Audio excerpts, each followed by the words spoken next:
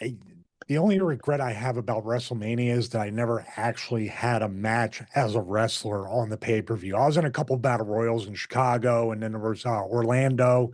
I was in the pre-match battle royal, and then those are never really great because you got to so many people, and you got to get eliminated every 6 seconds. So it's literally nothing. But I always regret that I never had the opportunity to at least have a match.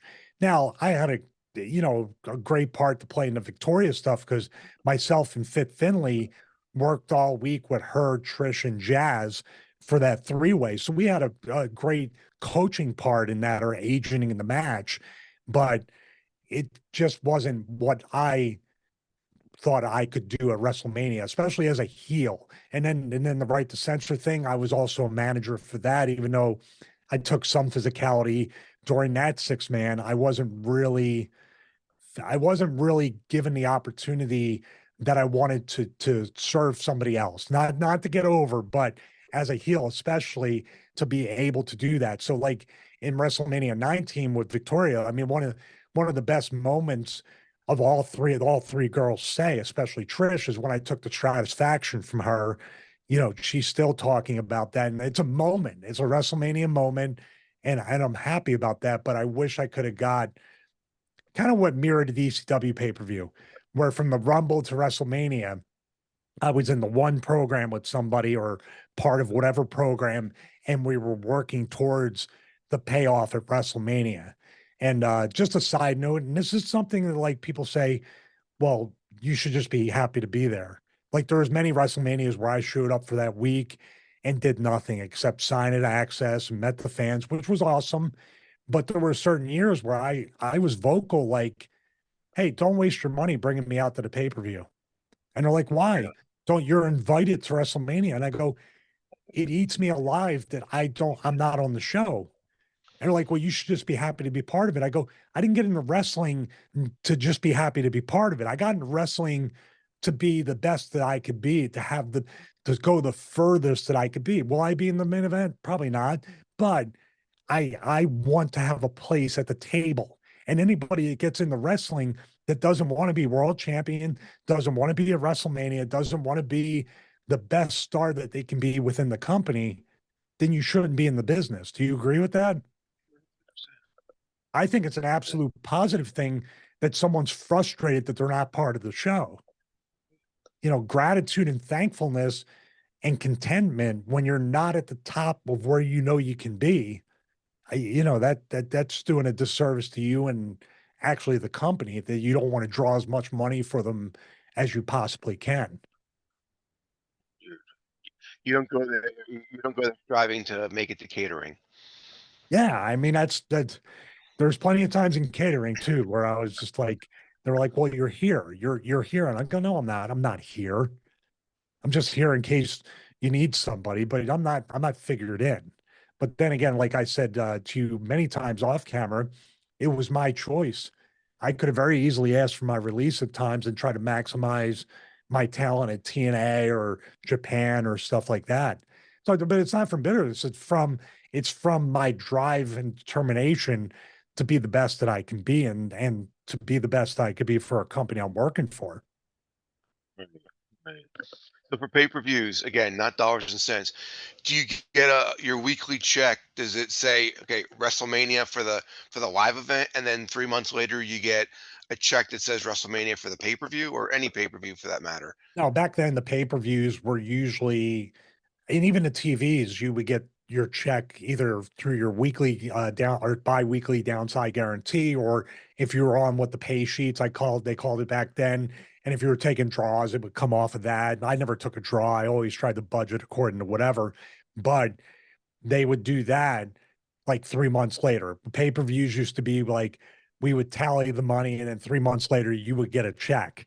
Now, what I heard from certain people in the office that would tell me things is it was smart on Vince's part. They acted like that the pay-per-view companies or something didn't pay them till 3 months later.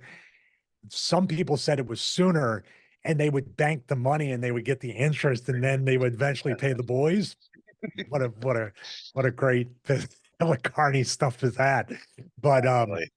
Yeah, 3 months would usually be when you would get the check if you were on the pay sheets. If you're on your downside guarantee, say mine most times was 75 grand a year.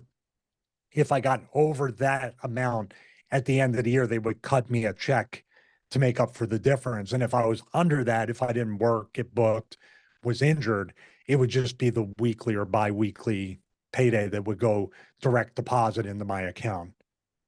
So when you're doing WrestleMania, when you're doing SummerSlam, that check that week is not any bigger than your normal check?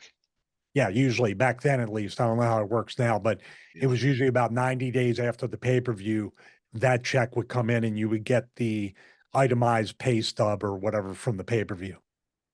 And then Well, when you're in Canada, we used to call it the mysterious blue check because of yeah. the exchange, you never knew what the check was going to be from that. And it was always a blue check. And then you would cash it. And then according to whatever was deposited or cashed at the time, that was the currency conversion. I'm confused already. What about the Yeah, live house though? that's the point on their part to confuse you and be like, okay, I guess that's why I got paid. What about like you're in front of 100,000 people? Like that doesn't like that weekly check isn't more because the gate was so high, or it's just your normal standard check? It all depends. Sometimes, I mean, Uh, I'm over 30 years in the business. I was in that company for 10 years. I honestly couldn't tell you. I'll give you an example. That WrestleMania 19. mm, Um, I was managing Victoria. I was part of that whole deal, and the girls got what they got for the match was good bit of money. I think Trish obviously got the most out of all three girls. Crash Holly was not booked on that show. Rest in peace to Crash. He was back in catering. I was in the ring. I had worked all week prepping for the match, getting the girls going over the and then the week of WrestleMania is usually a heavy rehearsal schedule to make sure that the match is down. We didn't really rehearse too much of stuff, but for that week, WWE wanted to go off like a Broadway show. So there was rehearsals, went through the rehearsals of the entrance, everything from nothing was left to chance. Crash got three times more pay for that pay-per-view than I did. I got less for WrestleMania 19 than some house shows I worked. he got paid more for doing nothing than you did to work. Yep. Wow. That's the way it works. And it could all be, it's not like the company disliked me or wanted to the kind of disrespect you would pay sometimes. That's the way I looked at it.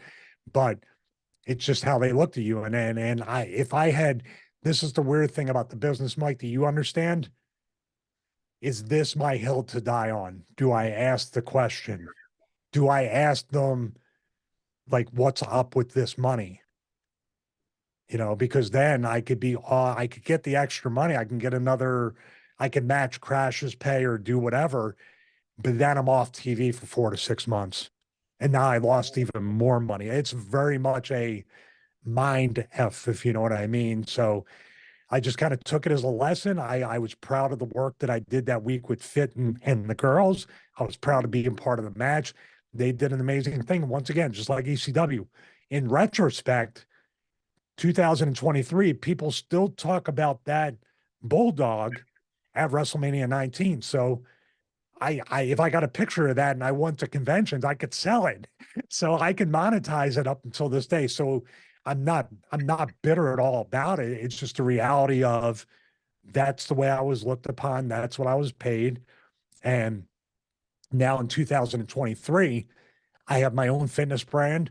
I have my own channel. I have my own business. And now it's 100% on me to get the 100% return. Right. I look at now that compared to that, the opportunity I have now, there's no sailing on anything. So it's an amazing time right now.